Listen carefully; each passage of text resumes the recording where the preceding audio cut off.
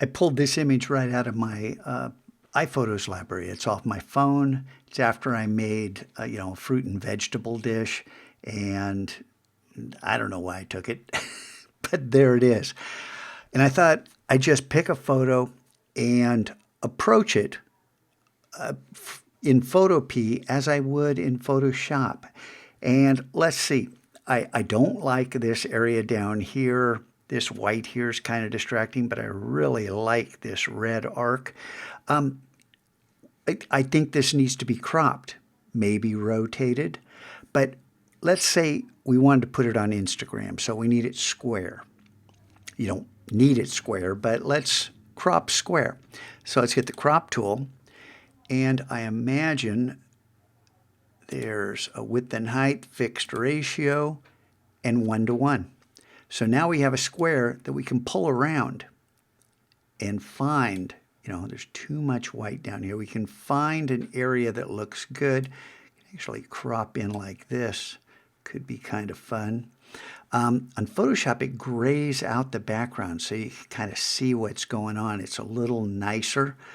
I don't like this coming straight out of this corner. You want to get a little more dynamic than that. That could be fun. Let's go ahead and hit return. All right, now we've got that. And because this is a square, now you can rotate an image. You just go to image, is it image? Transform, and then you can rotate counterclockwise and clockwise and get that. I don't like that at all, so I'm going to hit Command-Z, Control-Z on a PC. What happens when this gets rotated? Does it look better? But here we can, because it's a square, we can turn on the transform handles. Let's go ahead and get this guy. Put on the transform control. It saves the pixels. So that's certainly not what we wanted. I'm going to hit escape. That doesn't work at all. So we do need to rotate this. And if I rotate counterclockwise, let's see how that works. Image transform. I can't see this. I don't have put my glasses on so I can see what this is. That's counterclockwise there. And I think that's what I had. Don't really dig it. Let's save this guy then. And what can we do to this? Now, under image, there are some auto. And if I were in Photoshop, I usually just check these to see what's going on. And before I do, I'll make a copy of this background. So I'm going to hit Command-J, Control-J on a PC in order to jump that to a new layer. And now we can go ahead and go to Image and check Auto Tone. Really cools it down. Do you see? There's kind of a color cast. See how it's yellow? Everything's got kind of a yellow tint to it.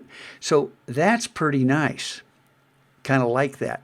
And, if I wasn't playing around, I'd go ahead and do these other two as well. But for right now, because I don't want to take forever, I'm going to go ahead and just put an adjustment layer on it. Layer, new adjustment layer. And I would normally head straight to curves, but I'll show you levels just to start with.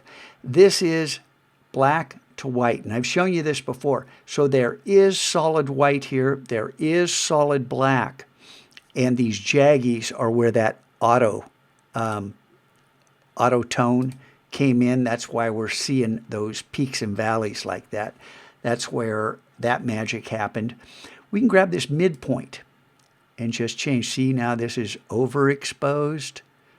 Gives it a little more richness, not much, just pulling in, popping just a little bit. You can see the difference here. I'm going to go ahead and throw this layer away because I want to use curves because that has much more control on it. And now we got the distribution of light to dark. Kind of maybe just pull down, get those just a little darker, and then we can play with that. But up high, I really don't want to blow out those whites. So we can come down. And, again, I would take much more time, but here's before and after. You see the whites are too hot. Come down a little bit more. But we've got more contrast. Watch in here. Watch the contrast when I turn this on and off. On, off. See how it brightens up, makes these colors pop a little bit more. And then if I hold down Option and click here, there's the original, which looked okay when we started, right? But now you see the yellow that's all over that. Now it's so much richer. Now, here's where season to taste, you know. Is it too blown out in the whites? You know, this is what you have to decide. What else can we do? There are lots and lots of things we can do with these images, and the whole point is to experiment and always save the original. Always be able to go back and say, wow, I thought that looked good.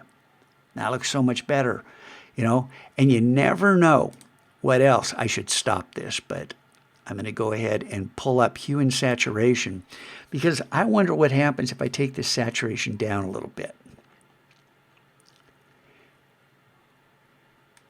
You know, were those reds too hot? And we can get into the color mixer and just hit those reds. So now, look at it.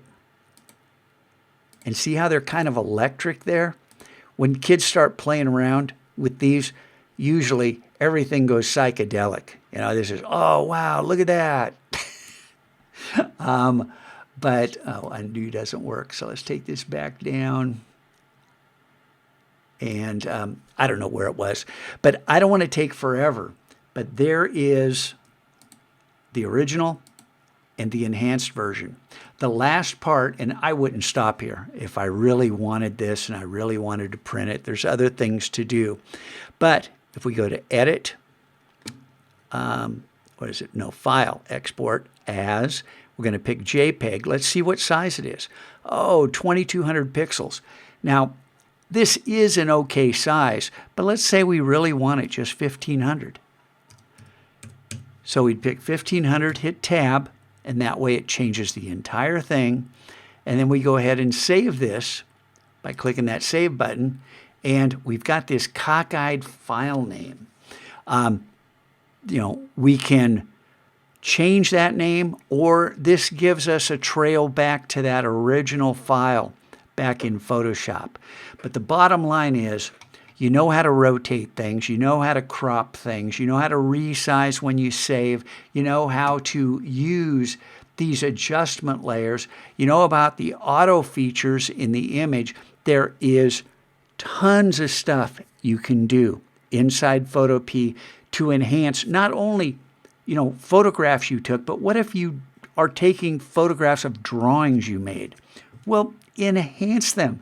Half of you guys got a shadow cast right across it because you're standing and your shadow is being cast, or the phone's shadow is being cast right on top of what you're taking a picture of. You know, have some awareness of what you're doing. All right, there's your little Photopea tip of the day, and let's see what you can come up with. Yum. I think I'll make this week.